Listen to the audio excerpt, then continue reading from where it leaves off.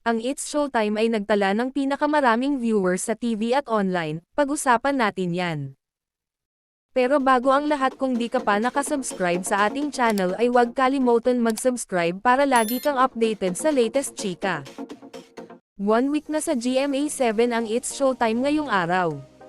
Last Saturday nung nagumpisa silang umere kung saan nanguna ito sa TV rating at online views at pinag-usapan din sa social media kung saan nagtala ito ng maraming trending topics noong Sabado ika-6 ng Abril. Umabot ang pinagsamang TV rating ng 11.3% mula sa GMA, GTV, A2Z, at Kapamilya Channel ng programa. Samantala, nag-post ang GMA Network sa kanilang social media accounts ng National Urban Television Audience Measurement, People Ratings ng Nielsen Philippines na nagpapakita na ang programa ay nakakuha ng pinagsamang TV rating na 9.6% mula sa GMA, GTV, A2Z, at Kapamilya Channel kumpara sa kasabay na program na nagtala ng 4.4%.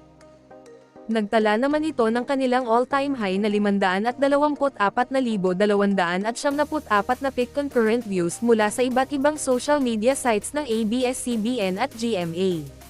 Bukod dito, bumuhos din ng mga magagandang reaksyon mula sa netizens at talagang pinag-usapan sa social media ang pasabog na opening number ng hosts, maging ang nakakakilig na guesting ni Miss Universe 2023 Michelle D sa Especially For You, kaya naman nag-trend ang show worldwide.